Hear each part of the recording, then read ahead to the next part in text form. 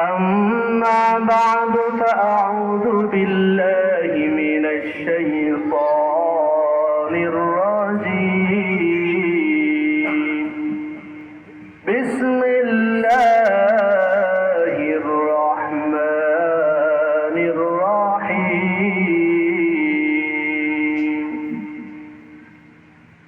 يا أيها الذين آمنوا اتقوا الله حق تقاته ولا تموتن إلا وأنتم مسلمون صدق الله المولانا العظيم وصدق رسوله النبي الكريم ونحن على ذلك من الشاهدين والشاكرين والذاكرين والحمد لله رب العالمين সকলে মহব্বতের সহিত একটু দুরূদ শরীফ পড়ি আল্লাহুম্মা সাল্লি আলা মুহাম্মাদিন ওয়া আলা আলি মুহাম্মাদ কামা সাল্লাইতা আলা ইব্রাহিম ওয়া আলা আলি ইব্রাহিম ইন্নাকা হামিদুম মাজিদ আল্লাহুম্মা বারিক আলা মুহাম্মাদিন ওয়া আলা محمد كما باركت على إبراهيم وعلى آل إبراهيم إنك حميد مجيد بلغ العلا بكماله كشف الدجى بجماله حسنت جميع خصاله صلوا عليه وآله رہے میرے مسکن حوالی کعبہ رہے میرے مسکن حوالی کعبہ بنی میرے مدفن ديار مدينة بلغ العلا بكماله كشف الدجى بجماله حسنت جميع خصاله صلوا عليه وآله الحمد لله সর্বপ্রথমে শুকরিয়া মহান রব্বুল আলামিনের দরবারে যিনি আমাদেরকে প্রেম ও দারুস সুন্নাত রহমানিয়া মডেল মাদ্রাসা ও খানকা শরীফের উদ্যোগে আয়োজিত পঞ্চম বার্ষিক ওয়াজ ও দোয়ার মাহফিলের প্যান্ডেলে আসার বসার দিনই কিছু কথা শুনবার সুযোগ করে দিলেন এই জন্য মালিকের দরবারে শুকরিয়া আদায় করে জোরে সোরে বলি আলহামদুলিল্লাহ আলহামদুলিল্লাহ। মুহতারাম হাজিরিন, অত্যন্ত দামি প্রোগ্রাম, অনেক বড় বড় ওলামায়ে কেরামগণ আসবেন, দিনের বাতি ছড়াবেন, আলো ছড়াবেন। আমি ক্ষুদ্র এক মানুষ, দোয়া নেওয়ার জন্য আসছি। বয়ান করা আমার উদ্দেশ্য না, বয়ান আমি পারিও না। আপনাদের কাছ থেকে, বড়দের কাছ থেকে দোয়া নেওয়ার জন্য আসছি। যেহেতু বড়দের নির্দেশ অল্প কিছু সময় সামান্য কিছু দিনের কথা বলবো, শুনে আমল করার তৌফিক আল্লাহ তাআলা আমাকে এবং আপনাদের সবাইকে দেখ। সবাই একটু জবান খুলে পড়ি আমিন আমিন। আমি শুধু ছোট্ট একটা কথা বলি যে এই দুনিয়ার মধ্যে আমরা কেউ ছিলাম না, এখন আছি, একসময় কেউ থাকবো না। কি বলেন, আমরা কি এখানে থাকবো না চলে যেতে হবে? চলে যেতে হবে, যেতে হবে। আমাদের এখানে এমন কেউ নাই যার দাদার বাবা বেঁচে আছে। অনেকের দাদাই নাই, অনেকের বাবাও নাই। তার মানে এই দুনিয়া থাকার জায়গা না। এখানে আমরা আসতে পেরেছি, আল্লাহ তাআলা রহমত করেছেন। কেউ আমরা চিরস্থায়ী থাকতে পারবো না, চলে যেতে হবে। তবে যাওয়ার আগে কি নিয়ে যাচ্ছি সেটা হচ্ছে আমার আপনার জন্য মুখ্য বিষয়। আমি যে আয়াতে কারিমা তেলাওয়াত করেছি, আল্লাহ তাআলা বলেন, ইয়া আইয়ুহাল্লাযীনা আমানুত্তাকুল্লাহ। يا أيها الذين آمنوا اتقوا الله حق تقاته ولا تموتن إلا وأنتم مسلمون আল্লাহ রাব্বুল আলামিন ডেকে বলেন, এ দুনিয়ার ইমানদার মুসলমান, নর হও আর নারী হও, যাই কিছু হও না কেন, এই দুনিয়ার মধ্যে তোমার পূর্বপুরুষরা যেরকম থাকতে পারে না, তুমিও কিন্তু থাকতে পারবে না। একদিন দুনিয়ার হায়াত সবার শেষ হয়ে যাবে। পূর্বপুরুষরা যেরকম দুনিয়ার মধ্যে বাড়ি করেছে, গাড়ি করেছে, থাকতে পারে না, তুমিও যদি বাড়ি গাড়ি করো, তুমিও কিন্তু থাকতে পারবে না, চলে যেতে হবে। তবে যাওয়ার আগে যেই মেসেজটা, সেটা হলো সবাই দুনিয়ার মধ্যে থাইকা আল্লাহর ভয় দিলের মধ্যে পয়দা করে নাও। আল্লাহ ওয়ালাদের সোহবতের জায়গা যেখানে আসে, যেই জায়গায় গেলে আল্লাহ ওয়ালাদের সোহবত পাওয়া যায়, কত সুন্দর মাহফিলের বাগান তৈরি করা হয়েছে। আল্লাহ ওয়ালাদের সোহবত নেওয়ার জন্য সুযোগ করে দিয়েছেন। এখানে তোমরা যাও, আল্লাহ ওয়ালাদের সোহবত গ্রহণ করো, আল্লাহ তাআলার ভয় দিলের মধ্যে পয়দা করো। সাথে সাথে মরার যে প্রস্তুতি, ওই প্রস্তুতি তোমরা পূর্ণভাবে গ্রহণ করো।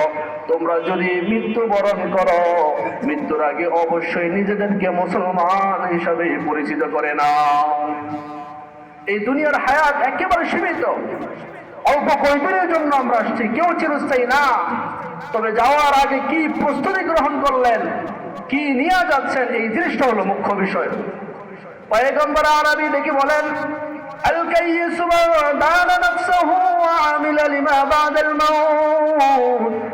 দুনিয়ার মধ্যে থাইকা যেই বান্দাটা, যেই বান্দিটা পরকালের জন্য প্রস্তুতি গ্রহণ করতে পারলো, দুনিয়ার মধ্যে ভালো ভালো ডাক যখন এসেছে, ইসলাম কায়েমের ডাক যখন এসেছে, কোরআন হাদিসের কথা বলার সুযোগ যখন তৈরি হয়েছে, ওই জায়গাগুলোতে গিয়া যদি তোমরা নিজেদের সময়কে ব্যয় করে আল্লাহ ওয়ালাদের সোহবত গ্রহণ করে নিজের জীবনকে পরিশুদ্ধ করতে পারো, নেক আমল করতে পারো, আমলে জিন্দেগি যদি প্রতিষ্ঠা করতে পারো, তাহলে আশা করা যায় কাল কিয়ামতের ময়দানে রব্বুল আলামিন নাজাতের ফয়সালা করে দিবে। তার মানে নাজাত পেতে হলে এই দুনিয়ার সময়টাকে কাজে লাগিয়ে ইবাদত বন্দেগী করতে হবে। কারণ আমরা সবাই তো মুসলমান, কি বলেন? আমরা মুসলমান না? সবাই মুসলমান, ঈমান এনেছি। এই ঈমানটাকে একটু রিপেয়ার করে, এটাকে যদি আমরা ঘষা মাজা দিয়ে আল্লাহ ওয়ালাদের সোহবতে থেকে এই ঈমানটাকে যদি আমরা পরিশুদ্ধ করতে পারি, তাজা মুক্ত করতে পারি, তাহলে আশা করা যায় কিয়ামতের ময়দানে নাজাত পাওয়ার একটা সম্ভাবনা আছে। আর না হয়তো নাজাত পাওয়ার কোনো সম্ভাবনা নাই। কারণ রব্বুল আলামিন অসংখ্য জায়গায় কোরআনে কারিমে বলেছেন, ইন্নাল্লাযীনা আমানু ওয়া আমিলুস সালিহাত কানাত লাহুম জান্নাতুল ফিরদাউসি নুজুলা। আল্লাহ রাব্বুল আলামিন কোরআনে কারীমের মধ্যে যত জায়গায় ঈমানদারদের কথা বলেছেন, সাথে সাথে ওয়া আমিলুস সালিহাত যুক্ত করে দিয়েছেন। আল্লাহ তাআলা জানিয়ে দেয়, রে গোলাম, তুমি যে ঈমান এনেছো, এই ঈমান শুধু তোমার জান্নাতে যাওয়ার জন্য যথেষ্ট নয়। তুমি যদি মরার পরে সাথে সাথে আল্লাহর তৈরি জান্নাতে যেতে চাও, তাহলে ঈমানের সাথে সাথে দুনিয়ার মধ্যে থাইকা রব্বুল আলামিন যেই জিনিসগুলোর আদেশ করেছেন, যতগুলো ইবাদত বন্দেগী আছে, ওগুলোকে পুঙ্খানুপুঙ্খানুভাবে আদায় করা লাগবে। আর যদি আল্লাহ তাআলার ইবাদত বন্দেগীগুলো ঠিক মতন না করো, তাহলে আল্লাহ রব্বুল আলামিন এই লোকদের জন্য জাহান্নাম তৈরি করে রেখেছেন। জাহান্নাম এত কঠিন, এত কঠিন, রব্বুল আলামিন এত কঠিন ভাবে জাহান্নামটাকে তৈরি করেছেন। দুনিয়ার আগুন যদি কোনো মানুষের হাতে লাগে, তার হাত পুড়ে যায়। দুনিয়ার আগুন যদি কোনো মানুষের পায়ে লাগে, তার পা পুড়ে যায়। দেহের যেই জায়গার মধ্যে জাহান্নামের আগুন লাগে, ওই জায়গাটাই শুধু পড়ে, অন্য জায়গার মধ্যে আগুনের কোনো স্পর্শ যায় না। কিন্তু জাহান্নামের আগুনকে আল্লাহ তাআলা এত ভয়ঙ্কর ভাবে বানাইছেন, রব্বুল আলামিনের নাফরমান বান্দা বান্দীদেরকে শাস্তি দেওয়ার জন্য। ওই জাহান্নামের আগুন যদি আপনার হাতের আঙ্গুলের মধ্যে লাগে, সাথে সাথে হৃদয়টাকে, কলবটাকে জ্বালিয়ে বর্ষ করে দিবেন। এত কঠিন একটা জায়গা, ওই জায়গার মধ্যে রব্বুল আলামিন জান্নাত আর কোনো বান্দাকে, কোনো বান্দীকে দিবেন, বরং সবার জন্য আল্লাহ তাআলা জান্নাত বানাইছেন। জান্নাতের দ্বিতীয় চান দেওয়ার পদ্ধতি আল্লাহ রব্বুল আলামিন জানিয়ে দিয়েছেন। সেটা হলো তোমরা ঈমান আনার সাথে সাথে নেক আমল বেশি বেশি করবা। যদি নেক আমল বেশি বেশি করতে পারো, তাহলে তাদের জন্যই কানাত লাহুম জান্নাতুল ফিরদাউসি নুজুলা, তারাই কেবল জান্নাতুল ফিরদাউসের মেহমান হতে পারবে। তো জান্নাতে যেতে রাজি নি আমরা? যদি চাই তাহলে এরকম দ্বীনি মজমা যেখানে হবে ওই জায়গাগুলোতে বেশি বেশি যেতে হবে, আল্লাহ ওয়ালাদের সোহবত গ্রহণ করতে হবে। সোহবত নিয়ে ঈমানটাকে তরুতাজা কইরা যদি আমরা আখিরাতের জন্য কিছু গোছাইতে পারি তাহলেই না আমরা সফল কাম। মুসলমান, একটু চিন্তা করে দেখো, দুনিয়ায় 60 বছর, 50 বছর, 70 বছর হায়াতের জন্য তুমি বাড়ি করলা, গাড়ি করলা, তুমি কত কিছু তৈরি করলা, ব্যাংক করলা, ব্যালেন্স করলা, কত কিছু তৈরি করলা। এই দুনিয়াতে একদিন শেষ হয়ে যাবে। এর পরবর্তী জিন্দেগি যেটা তোমার মরার পরে পরে শুরু হয়ে যাবে, ওই জিন্দেগির জন্য তুমি কি প্রস্তুতি গ্রহণ করলা? মরার পর জিন্দেগি আখিরাতের জিন্দেগি, যে জিন্দেগির শুরু আসে শেষ নাই, যেটাকে আখিরাতে হায়াতে আবাদি বলা হয়, যে জিন্দেগির মধ্যে কতদিন কতকাল বেঁচে থাকতে হবে কেউ জানে না।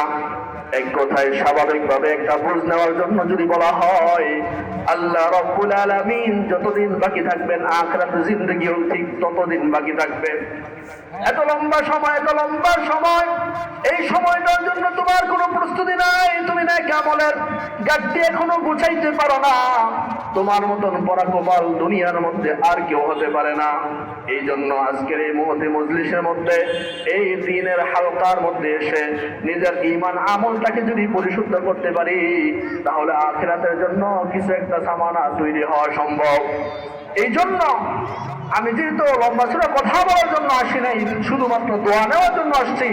আমার পক্ষ থেকে একটাই মেসেজ আপনাদের কাছে, এই মাহফিল ৫৫তম বার্ষিকী মাহফিল, এই মাহফিল এর আগের বছর ৪র্থতম বার্ষিক মাহফিল যখন হয়েছিল এই এলাকার অনেক মানুষ জীবিত ছিল। কি বলেন, ছিল না? ছিল। কিন্তু এই ৫ম মাহফিল অনেকে পায় নাই। আগামী বছর যে ৬ষ্ঠতম মাহফিল আমরা পাবো সেই গ্যারান্টি আমাদের কারো নাই।